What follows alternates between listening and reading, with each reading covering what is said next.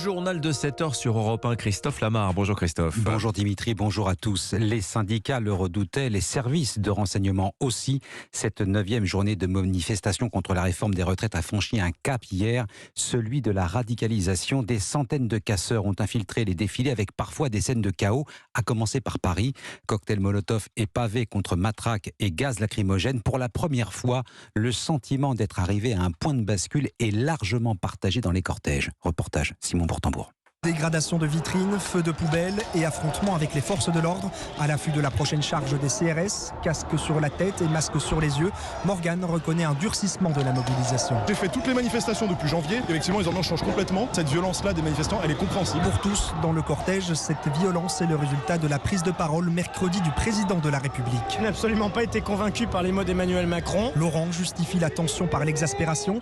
En première ligne face aux forces de l'ordre, il se félicite du regain du mouvement. Les manifestations qui sont aujourd'hui, peu importe les débordements et peu importe les feux, sont légitimes et sont la conséquence de la violence du gouvernement qui n'écoute pas le peuple. Une violence qui se caractérise par des slogans anti-police, mais aussi des jets de pavés en direction des forces de l'ordre.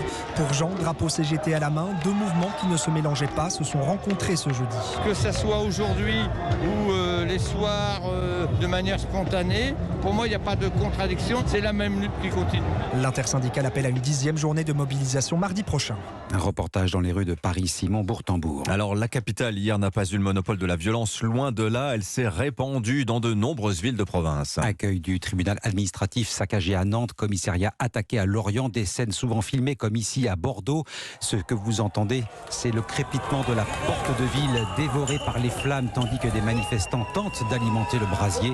Affrontement aussi avec les forces de l'ordre, 149 policiers et gendarmes blessés, 172 interpellations au total. Hier soir, le ministre de l'Intérieur Gérald Darmanin a pointé la responsabilité de l'extrême gauche. Il y a des casseurs, souvent venus de l'extrême gauche, qui veulent mettre à bas l'État, tuer des policiers et s'en prendre finalement à nos institutions. Et oui, nous constatons qu'il y a de plus en plus de violence de la part de ces groupes d'extrême gauche. Il y avait 12 000 policiers et gendarmes, dont 5 000 rien que pour la préfecture de police à Paris, ce qui nous a permis qu'il n'y ait pas de drame aujourd'hui, malgré les images de l'extrême violence que l'on a pu constater. Il faut que nous comprenions tous que la possibilité d'une violence organisée par l'extrême gauche est un fait et que nous devons le combattre et que les policiers et les gendarmes sont là pour le combattre. Voilà, le ministre de l'Intérieur Gérald Darmanin hier soir qui réagissait notamment à l'incendie de la porte de l'hôtel de ville de Bordeaux. Des violences et des dégradations condamnées par la première ministre. Inacceptable, dit Elisabeth Borne. Les syndicats renvoient la responsabilité de ces débordements sur Emmanuel Macron. Son intervention à la télévision a jeté un bidon d'essence sur le feu, estime le leader de la CGT, Philippe Martinez. L'intersyndicale qui donne donc rendez-vous mardi prochain pour une nouvelle journée de mobilisation. Je me permets d'insister, 149 policiers et gendarmes blessés sur la seule journée d'hier, c'est plus que depuis une semaine. Alors mardi, pour cette 10e journée de mobilisation, ce sera la 10e. En attendant, la grève continue dans certains secteurs. Le point noir, ce sont les raffineries. Et le manque d'essence commence à se faire sentir dans plusieurs régions. Retour du rationnement et système D à l'ordre du jour. 6 des 7 raffineries que compte le pays sont bloquées. Une seule, celle de Fos-sur-Mer dans les Bouches-du-Rhône, a été réquisitionnée. Une station sur 6 est à sec sur un ou plusieurs types de carburant sur l'ensemble du territoire. Certains posent la question des institutions, de la responsabilité du système politique dans cette crise. Comment en sortir? C'est le vendredi thématique de la rédaction d'Europe 1. Est-ce que la 5e République est à bout de souffle? On en parlera dans quelques minutes avec notre première invitée, la politologue constitutionnaliste Anne-Charlotte Bézina.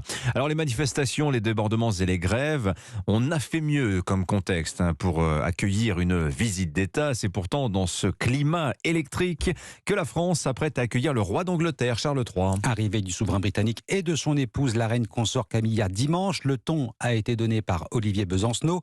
Le porte-parole du nouveau parti anticapitaliste promet une bonne grève générale en guise de cadeau de bienvenue. Paris, puis Bordeaux et Versailles pour un dîner très symbolique. Autant de motifs et de risques de voir les opposants à la réforme des retraites se manifester. William Molinier, ce déplacement royal tourne au casse-tête sécuritaire. Déambulation sur les Champs-Élysées, dîner à Versailles, aller-retour en train à Bordeaux. Les vulnérabilités du dispositif policier sont nombreuses. La contestation sociale pourrait venir jouer le rôle de trouble-fête. Certains effectifs policiers parisiens ont été rappelés à leur poste avec une mission: empêcher tout risque de manifestation spontanée à proximité du roi, notamment lorsqu'il descendra lundi l'avenue des Champs-Élysées aux côtés d'Emmanuel Macron après avoir ravivé la flamme du soldat inconnu. C'est le dîner du château de Versailles qui va concentrer le plus de moyens. Des appels à venir tout saccager circulent sur les réseaux sociaux. Quant au trajet en TGV entre la gare Montparnasse et Bordeaux, il est qualifié de sensible. Les forces de l'ordre vont devoir sécuriser l'intérieur du train, mais aussi les ponts et les passages à niveau, car n'importe quel incident autour du parcours du roi sera brandi comme un trophée, une façon pour les opposants à la réforme des retraites d'affaiblir un peu plus Emmanuel Macron, très soucieux de son image sur la scène internationale. William Molini, alors protocole maintenu en l'état, mais susceptible d'être modifié à tout moment selon l'entourage d'Emmanuel Macron. Autre source de tension, les manifestations anti-bassines dans les Deux-Sèvres. Plusieurs rassemblements sont prévus entre aujourd'hui et dimanche. Et puis la guerre en Ukraine, Volodymyr Zelensky appelle une nouvelle fois les Européens à l'aide. Des missiles et des avions de combat. Le président ukrainien s'est invité au sommet européen de Bruxelles par visioconférence.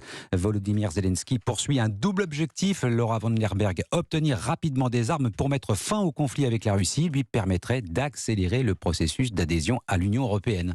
Oui, lors de cet entretien, Volodymyr Zelensky a demandé une nouvelle fois d'accélérer la livraison d'armes, des missiles à longue portée et des avions de combat modernes. Seul moyen, dit-il, de protéger les Ukrainiens de la terreur.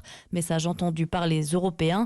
L'accord prévoit des achats communs de matériel. Une première, se félicite Ursula von der Leyen. Pour y arriver, nous devrons augmenter la capacité de production de munitions en Europe. La Commission fera donc une proposition dans les prochains jours pour accroître la production industrielle de munitions. Et pour exercer une pression maximale sur Moscou, l'Union européenne va organiser avec Varsovie et Kiev une conférence pour aider à localiser les 16 000 enfants enlevés en Ukraine par la Russie. Volodymyr Zelensky demande aussi aux 27 de nouvelles sanctions contre Moscou, mais aussi des avancées sur l'adhésion de son pays à l'Union européenne. Son pays est prêt à entamer le début des négociations dès cette année. Il attend le même empressement, je cite, de la part de tous les dirigeants européens. Laura von Lerberg, correspondante d'Europe 1 à Bruxelles. Le sport, la MotoGP reprend ses droits. Ouverture de la saison à Portimao au Portugal. L'heure de la revanche a sonné pour Fabien Quartararo, Axel May. Oui, malgré des séances de tests contrastées à l'intersaison, les ingénieurs semblent avoir trouvé les bons réglages pour le moteur de sa Yamaha qui manquait de puissance l'an dernier face à l'armada des Ducati. Le châssis et l'aérodynamisme ont également été modifiés. Vice-champion 2022 après avoir abandonné son titre à un autre jeune pilote, l'Italien Bagnaia, le Niçois de 24 ans espère bien remonter sur la plus haute marche du podium. Fabio Quartararo s'est confié à Canal+, diffuseur officiel du championnat. Il n'y a pas que moi, il y a aussi la moto, le team. Je pense que c'est un très grand package pour être champion du monde, mais en tout cas la mentalité elle est là, et si je suis ici c'est pour battre pour le titre et c'est pas pour avoir un autre objectif. Juste essayer de faire de mon mieux pour gagner, mais je ne pense pas à une revanche. Alors El Diablo, le surnom de Fabio Quartararo, réussira-t-il cette année à inscrire un peu plus son nom dans l'histoire du sport français? Lui qui est devenu, faut-il le rappeler, il y a 2 ans, le premier pilote tricolore à décrocher un titre mondial en MotoGP, la catégorie reine de la vitesse. Axel May du service des sports d'Europe 1 et départ de ce Grand Prix, ce sera dimanche à 15h. Merci beaucoup Christophe Lamar. Et l'événement sportif du jour, c'est ce soir, France-Pays-Bas, rencontre qualificative pour l'Euro 2024. On en parlera tout à l'heure dans le journal de 8h et ce sera bien évidemment à vivre en direct et en intégralité dans Europe 1 Sport. Merci Christophe.